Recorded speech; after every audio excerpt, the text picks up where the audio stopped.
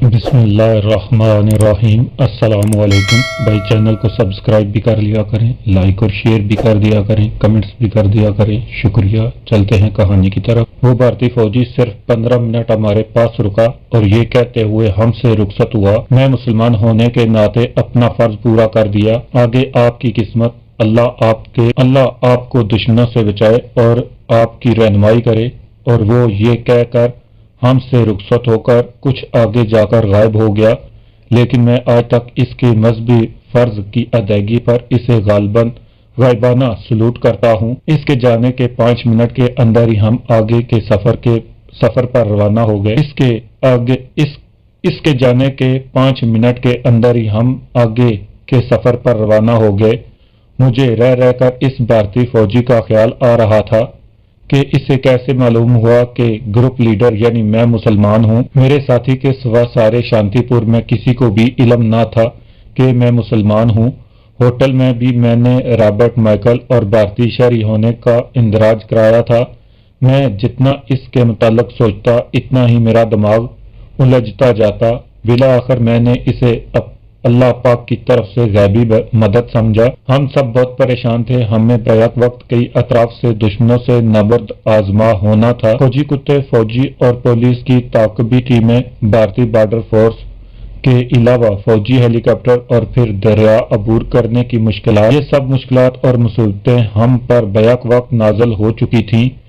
मैंने फौजी कुत्तों को भटकाने के लिए सबसे पहले 20 मिनट के फासले पर आगे 2 दरख्त चुने और दोनों थाइयों को कहा कि वो इन दोनों के गिर्द जीरो की शक्ल में 10 मरतबा घूमे, क्योंकि खोजी कुत्ते थाइयों की बू पर इन दोनों दरख्तों के गिर्द इस शक्ल में घूमते रहेंगे और आगे नहीं बढ़ेंगे। हमारा ताकुब करने वाली टीमों के खतरे से बहुत ज्यादा खतरा हमें BSF और हेलीकॉप्टरों से था।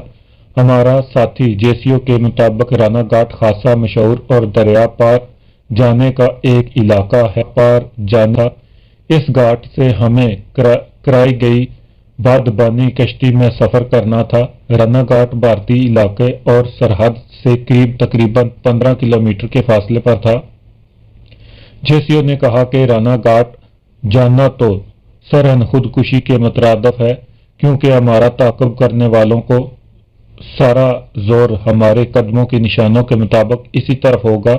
इस इलाके से नावाकिफियत की बिना पर इसने कहा कि हमारे ख्याल में हमारे बचने के सिर्फ एक मुहिम सी सूरत है। इस वक्त हम राना घाट के करीब हैं। हम यहीं से अपना रास्ता तब्दील करके खलना जाते हैं और वहां से बस में सफर करके बरहम चलते हैं। ये एक बड़ा शहर और रेलवे जंक्शन भी है और यहाँ हमारे करीबी ससुराली दोस्त रहते हैं। वो हमें यकीनन पनाह भी देंगे और हमारी महफूज रवानगी का इंतजाम भी करेंगे। मैं इस तमाम इलाके से बिल्कुल नावाकिफ था। हालात को पेश नज़र रखते हुए मैंने जेसीओ की तजवीज़ मान ली। इसकी 2 और वजूहात भी थीं। भारतीय मुसलमान फौजियों के मुताबिक, चूंकि मुसलमान फौजी के मुताबिक BSF को चुकन्ना कर दिया गया था और राना घाट की तरफ हमारे कदमों के निशान देखकर भारतीय ताकुब करने वाली टीमों का यही ख्याल होगा कि हम राना घाट से सरहद अबूर करके बांग्लादेश में दाखिल होने की कोशिश कर। और राना घाट को तो उन्होंने यकीनन सील कर दिया होगा। वहन इस ही हालात की वजह से दिल्ली में DMI की हिरासत से फरार होकर मैंने बजाय पाकिस्तान का रुख करने के भारत के इंतहाई अंदर और मुंबई जैसे बड़े शहर में जाने का फैसला किया था। और इसी फैसले की बदौलत भारतीय हुकूमत अखबारों में मेरी लाखों तस्वीरें शाया करवाने के बावजूद मुझे गिरफ्तार करने में कामयाब न हो सकी। दूसरी वजह यह थी कि बकौल जेसीओ इसके दोस्त हमारे आइंदा के महफूज सफर का भी इंतजाम कर देंगे, तो वो कैसर और इसके साथियों का भी भारत के इसी अंदरूनी शहर से दिल्ली जाने का सफर भी करा सकते हैं। हमने फौरी तौर पर रास्ता बदला और बजाय जनूब मशरक के मगरब की तरफ चल पड़े। 1 घंटे के सफर के बाद हम कलना पहुंचे। सूरज अभी तुलू हो रहा था। बरहम जाने वाली पहली बस में हम अलग-अलग बैठ गए। टूटी फूटी सड़क पर तकरीबन 100 किलोमीटर का फासला 5 घंटे में तय करके हम बरहमन पहुंचे। یہاں بھی سائیکل رکشوں کی بہتات تھی۔ جیسیو سب سے آگے والے رکشے میں سوار ہوا تھا اور اس کے پیچھے ہمارے رکشوں کی قطار تھی۔ ہمارے رکشوں کو قدرے فاصلے پر روک کر جیسیو اپنے سسرالی دوست کے گھر گیا اور تھوڑی ہی دیر میں اپنے دوست کے ساتھ لوٹ آیا۔ ہم نے احتیاطاً اپنے رکشوں کو وہیں سے فارغ کر دیا اور دو کی ٹولیوں میں غیر محسوس طور پر جیسیو کے دوست کے گھر میں داخل ہوئے۔ درمیانے درجے کا گھر تھا جس میں ڈرائنگ روم وغیرہ نہیں بلکہ بیرونی کمرے میں ہی مہمانوں کو بٹھایا جاتا تھا۔ جیسیو نے ہماری واردات کو گول کرتے ہوئے اپنے دوست سے ہماری رسمی تعارف کروایا۔ میں چاہتا تھا کہ اس سے پہلے کہ بھارتی تفتیش کا دائرہ وسیع ہو، کم از کم کیسر اور اس کے ساتھی اور کلپنا بھارتی بنگال سے نکل جائیں۔ میرے کہنے پر جیسیو اپنے دوست کے ہمراہ ریلوے اسٹیشن گیا اور کلکتہ کی 6 ٹکٹیں لے آیا۔ کلکتہ سے ایکسپریس سیدھی دلی جاتی تھی۔ شام کیسر اور اس کے ساتھی اور کلپنا ہم سے پہلے کی طرح گلے مل کر رخصت ہوئے۔ جیسیو کو میں نے کہا کہ جب تک ٹرین چل نہ پڑے وہ وہیں انتظار کرے۔ جیسیو 8:30 بجے واپس لوٹا اور کہنے لگا کہ وہ ٹرین کے روانہ ہونے کے بعد واپس لوٹا ہے اور اسٹیشن پر کسی قسم کی خلاف معمول کوئی سرگرمی دکھائی نہیں دی۔ مجھے یہ بھی یقین تھا کہ بھارت کے سب سے زیادہ آبادی والے شہر کلکتہ میں کیسر اپنے ساتھیوں سمیت بالکل محفوظ ہوگا، کیونکہ بھارتی تحقیقاتی اور تعاقب کرنے والی ٹیموں کے لیے ہم کوئی شناخت بھی چھوڑ نہیں آئے تھے۔ جو ہمیں پہچانتے تھے وہ صرف پولیس والے تھے جنہیں ہم نے ہلاک کر دیا تھا، اور میں چشمے تصور سے دیکھ رہا تھا کہ بھارتی ٹیمیں رانا گھاٹ پر ہر آنے والے شخص کی بھرپور تلاشی لینے اور پوچھ گچھ کرنے کے بعد انہیں کلیئر کرنے کے بعد خود کسی قدرے مایوسی کا شکار ہو رہی ہوں گی۔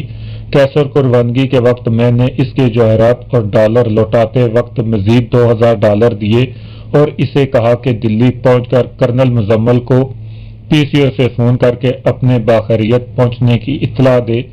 کیسر نے اپنے ساتھیوں اور کلپنا کے ساتھ پہلے دلی جانا تھا اور کلپنا کو، جسے اس نے اپنی بہن بنا لیا تھا، اپنے گھر میں چند روز رکھ کر اور سفر کی تھکان اتار کر پھر دارجلنگ چھوڑنے جانا تھا۔ کلپنا کا بھی چونکہ کوئی قریبی اور خونی رشتہ دار موجود نہیں تھا، اس لیے اسے بھی دارجلنگ جانے کی کوئی جلدی نہیں تھی۔ کیسر اور اس کے ساتھیوں کے جانے کے بعد ہماری تعداد پھر بھی اتنی زیادہ تھی کہ اس گھر میں ہم سب سما نہیں سکتے تھے۔ جیسیو کے دوست نے اپنے بھائی کے گھر میں ہم میں سے نصف کی رہائش کا انتظام کیا۔ میں نمبر 2 اور تھائی ساتھیوں کے ساتھ میزبان کے بھائی کے گھر میں چلا گیا جو اس کے گھر سے قریب ہی تھا۔ برہمن میں ہمیں رہتے 4 روز بیت گئے، لیکن واپسی کا کوئی معقول اور مناسب رستہ سمجھ میں نہیں آ رہا تھا۔ ہماری کی ہوئی واردات معمولی نہیں تھی کہ چند روز کی تفتیش کے بعد اسے بلا دیا جائے۔ اب تک تفتیش کا دائرہ یقیناً وسیع ہو چکا ہوگا۔ برہمن اتنا بڑا شہر نہ تھا کہ ہم کسی کی نگاہ میں آئے بغیر یہاں اپنے قیام کو بے فائدہ طول دیتے۔ بہت سوچ بچار کے بعد ہم نے یہی فیصلہ کیا کہ کلکتہ چلا جائے۔ وہاں سے کارگو شپ، مال بردار سمندری جہاز اور چھوٹے بڑے سٹیمر بآسانی مل سکتے تھے۔ ہمارے پاس ڈالر بھی ختم ہونے والے تھے۔ کلکتہ کی مارکیٹ میں چند جواہرات بیچ کر اپنی ضرورت بھی پوری کر سکتا تھا۔ یہ فیصلہ ہونے کے بعد اسی شام ہم کلکتہ کے لیے روانہ ہو گئے۔ 3 فوجیوں کو ملا کر ہم کل 8 افراد تھے۔ 10 گھنٹے کے سفر کے بعد ہماری ٹرین کلکتہ پہنچ گئی اور ہم نے چونکہ بازار میں رجیا ہوٹل میں کمرے لے لیے۔ رجیا ہوٹل میں بھی ہم نے بھارتی شہری اور ہندو ناموں کا اندراج کروا کے کمرے لیے تھے۔ یہ اوسط سے زیادہ اونچے معیار کا ہوٹل تھا اور اس دور میں اس کے سنگل کمرے کا کرایہ $200 روزانہ کا تھا۔ کلکتہ ایک بہت وسیع اور دور تک پھیلا ہوا شہر ہے، جیسے پاکستان میں 5 ند کے مقام پر 5 دریاؤں کا پانی مل کر ایک بہت بڑا دریا کی صورت اختیار کر لیتا ہے، ویسے ہی بھارت میں کلکتہ کے قریب گنگا سمت کئی دریا مل کر سمندر میں گرتے ہیں۔ ان کے دریاؤں کے ملنے سے دریا کا پاٹ بہت چوڑا اور گہرائی بہت زیادہ ہے۔ ایشیا کا مشہور ہوڑا برج کلکتہ کے شہر کے ان دو حصوں کو ملاتا ہے جن کے بیچ سے یہ دریا بہتا ہے۔ بھارت کے اس سب سے زیادہ آبادی والے شہر میں میلوں دور تک پھیلی ہوئی کالونیاں ہیں، لیکن چوک بازار کی کلکتہ میں وہی مرکزی حیثیت ہے جو کراچی میں صدر اور ایمپریس مارکیٹ کی ہے۔ میں نے ہوٹل سے دلی میں عارف اور نذیر کے گھروں میں فون کر کے کیسر اور اس کے ساتھیوں کی دلی بخیریت واپسی کے متعلق پوچھا۔ میرے یہ دونوں مخلص دوست میری کلکتہ میں آمد پر بہت حیران ہوئے اور خیر عافیت دریافت کرنے اور دوستانہ گلے شکوے کرنے کے بعد دونوں نے بتایا کہ کیسر اور اس کے ساتھی ابھی تک دلی نہیں پہنچے۔ یہ بات سن کر مجھے بڑا اچنبھا ہوا کیونکہ ہم سے 4 روز بیشتر کیسر اپنے ساتھیوں کے ہمراہ برہمن سے کلکتہ کے لیے روانہ ہوا تھا اور اب تک انہیں نہ چاہیے تھا۔ عارف کو کہا کہ میں 1 گھنٹے بعد اسے دوبارہ فون کروں گا اور اتنی دیر میں وہ کیسر کے گھر والوں سے پتہ کرے کیونکہ یہ بھی ممکن ہے کہ دلی پہنچ کر اس نے ابھی تک ان سے رابطہ نہ کیا ہو۔ میں کیسر کے دلی نہ پہنچنے سے پریشان ہو گیا تھا اور کئی قسم کے وہموں اور اندیشوں نے مجھے گھیر لیا تھا۔ اس بات کا بھی بڑا امکان تھا کہ برہمن سے کلکتہ یا کلکتہ سے دلی کے سفر کے دوران وہ کسی افتاد کا شکار نہ ہو گئے ہوں۔ 1 گھنٹے بعد میرے فون کرنے پر عارف نے بتایا کہ کیسر کے گھر والوں نے بتایا ہے کہ اس کے 3 روز قبل کلکتہ سے ہی فون آیا تھا اور اس نے کہا تھا کہ وہ اپنے ساتھیوں سمیت چند روز میں دلی پہنچ جائے گا۔ یہ جان کر مجھے کچھ تسلی ہوئی۔ میرے نمبر 2 اور اس کے ساتھیوں نے جو تھائی لینڈ سے روانگی کے وقت سے اب تک صرف اپنی ڈیوٹی نبھاتے قیدیوں کی طرح پابند تھے، یہاں پہنچ کر ذرا آزادی کا سانس لیا اور مجھ سے شہر میں گھومنے کی اجازت مانگی۔ میں نے ان کے ہمراہ 2 فوجیوں کو بھیجا تاکہ اگر کوئی مشکل پڑے تو وہ ساتھ دے سکیں اور اگر راستہ بھول جائیں تو فوجیوں کے بنگالی زبان جاننے سے ہوٹل واپس پہنچ سکے۔ ان کے جانے کے بعد میں نے مگ اور مرنگ کے جواہرات میں سے تکونا یاقوت علیحدہ کیا اور باقی سب کو فروخت کرنے کے لیے جیسیوں کے ہمراہ جواہرات کی مارکیٹ میں چلا گیا۔ نہ تارشدہ جواہرات خریدنے والے یوں تو بے شمار جوہری تھے، لیکن صرف 2 ایسے جوہری تھے جو بڑے سے بڑا مال خریدنے کی استطاعت رکھنے کی شہرت کے حامل تھے۔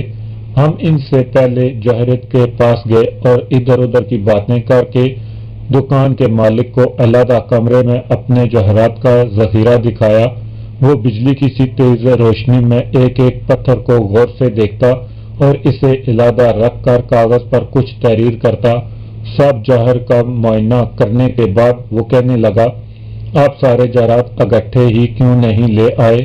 شاید آپ نے ایسا اس لیے نہیں کیا ہوگا کہ میں اتنے سارے پتھر یا تو خرید نہ سکوں اور پھر ان کی کم قیمت لگا دوں۔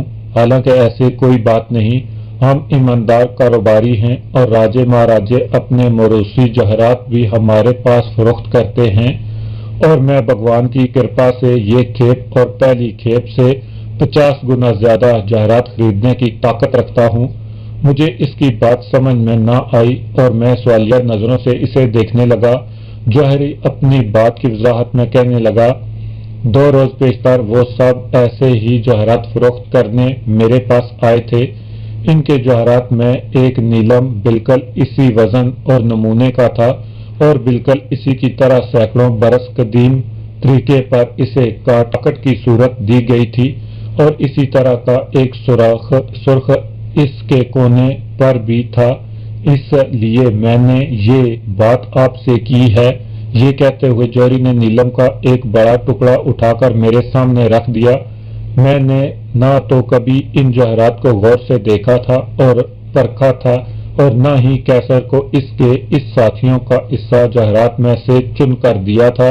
میرے استفسار پر کہ پہلی کھیپ لانے والے کیا جواہرات بیچ گئے ہیں، جواہرات نے جواب دیا، ہمارا سودا پرسوں طے ہوگا، کل اتوار تھا لہذا آج وہ جواہرات لے کر اپنی رقم لینے آئے گا۔ کلکتہ کے اس جوہری نے ہم سے اتنا بڑا سودا کرنے کے لیے ہماری آؤ بھگت میں کوئی کسر نہ چھوڑی۔ نہ تارشدہ جواہرات کی صحیح قیمت لگانا خاصا مشکل ہے۔ جوہری نے اپنے بھائی کو بھی وہیں بلوا لیا اور وہ پھر سے ایک ایک کر کے ان کا وزن اور تراشنے کے بعد کے وزن کا موازنہ کر کے قیمت لگانے لگے۔ ہمیں وہاں بیٹھے 1 گھنٹہ گزرا ہوگا کہ دکان کے ملازم نے کمرے میں آ کر جوہری کو بنگالی میں کچھ بتایا۔ جیسیو نے مجھے سرگوشی میں کہا کہ ملازم نے مالک کو کہا ہے کہ پرسوں جوہرات بیچنے والے آ گئے ہیں۔ جوہری شاید یہ چاہتا تھا کہ ہمارا ٹاکرا نہ ہو، اس لیے میں نے خود ہی اسے کہہ دیا کہ ہمارے ان ساتھیوں کو یہیں بلوا لیں۔ جوہری نے بادل نخواستہ انہیں بھی اسی کمرے میں بلوایا۔ میرے سامنے کیسر اور اس کے 2 ساتھی ہمیں یہاں دیکھ کر ہکا بکا رہ گئے۔ میں نے آنکھ کا اشارہ کرتے ہوئے کیسر اور اس کے ساتھیوں سے رسمی سا ہاتھ ملایا اور کہا کہ عجیب اتفاق ہے کہ ہم بھی ایسی دکان پر آئے جہاں آپ نے جوہرات فروخت کیے ہیں۔ تھوڑی سی رسمی گفتگو کے بعد میں نے جوہری کو کہا کہ آپ ان قیمت لگائیں۔ جوہری نے بھائی سے سر جوڑ کر مشورہ کرنے کے بعد مجھے 90 لاکھ کی آفر دی۔ میں بھارتی ہندوؤں اور خصوصاً مارواڑیوں کی فطرت سے بخوبی آگاہ تھا۔ میں نے کہا لالا جی کیا آپ مذاق کر رہے ہیں؟ ان انمول جوہرات کو 90 لاکھ میں فروخت کرنے سے تو بہتر ہے کہ میں انہیں سمندر میں پھینک دوں۔ مجھے یہ سودا منظور نہیں۔ میں اپنے جوہرات سمیٹتے ہوئے کیسر کو کہا تم بھی سودا کینسل کرو، ان جوہرات کی صحیح قیمت ہمیں یہاں نہیں ملے گی۔ جوہری نے جو یہ 2 بڑے سودے ہاتھ سے نکلتے دیکھے تو گھبرا گیا اور کہنے لگا آپ بتائیں آپ کیا چاہتے ہیں؟ میں نے اٹھتے ہوئے کہا لالا جی ان جوہرات کو خریدنا آپ کے بس کی بات نہیں، آپ نے اتنی کم قیمت لگائی ہے کہ آپ سے سودا بازی بھی ممکن نہیں۔ کیسر نے اسی دوران مجھے بتایا کہ جوہریت نے اسے 26 لاکھ کی آفر دی تھی جسے اس نے جوہرات کی شناخت نہ ہونے پر منظور کر لیا تھا۔ ہم جانے لگے تو جوہری نے کہا کہ میں دونوں کے جوہرات کا 2 کروڑ دینے کو تیار ہوں۔ ہمارے انکار پر کمرے سے باہر نکلتے وقت وہ 225 کروڑ پر آ گیا۔ میں نے اسے کہا اسی لیے میں نے اپنے ساتھی کو پہلے آپ کے پاس بھیجا تھا اور 2 روز بعد خود آیا۔ بہرحال ہم نے اگر انہیں پھینکنا بھی ہو تو 3 کروڑ سے کم نہیں پھینکیں گے۔ آپ سوچ لیجئے ہم پرسوں پھر آئیں گے، ممکن ہے اس دوران ہمیں ہماری توقع سے بھی زیادہ اچھی آفر مل جائے۔ لالا جی نیم رضامند تھے، کہنے لگے اپنا ایڈریس دے جائیں، میں مشورہ کر کے آپ سے رابطہ کر لوں گا۔ اسے سودے میں ایڈوانس نہیں دیا جاتا۔ ہم پرسوں پھر آئیں گے بشرطے ہمیں اس سے اچھی آفر نہ ملی۔ یہ کہہ کر میں جیسیو، کیسر اور اس کے ساتھیوں کے ساتھ دکان سے باہر آ گیا۔ کچھ دیر پیدل چلنے کے بعد ہم نے 2 ٹیکسیاں لیں اور رجیا ہوٹل آ گئے۔ کیسر اور اس کے ساتھیوں کو گلے سے لگاتے ہوئے میں نے اسے کہا کہ جان بوجھ کر حفاظتی نقطہ نظر سے میں نے دکان میں ان سے رسمی الرٹ سلیکٹ کی تھی۔ ان کے لیے تو میں بے حد فکر مند تھا اور آج صبح 3 بار میں نے عارف اور نذیر کو فون کر کے آپ کی بخیریت واپس لوٹنے کے متعلق پوچھا۔ میرے تیسرے فون پر جب عارف نے تمہارے گھر والوں سے رابطہ کر کے مجھے بتایا کہ تم اپنے ساتھیوں کے ساتھ چند روز میں واپس لوٹنے کا کہا ہے تو میری جان میں جان آئی۔ جوہریت کی دکان پر اتفاقاً ملنے پر سب ہم بہت خوش تھے۔ کیسر نے بتایا کہ وہ اپنے ساتھیوں کو کلپنا کے ساتھ ایمریسٹ ہوٹل میں مقیم ہے۔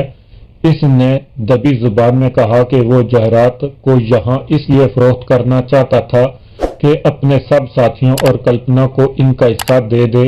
دلی میں ان جوہرات کو فروخت کرنے سے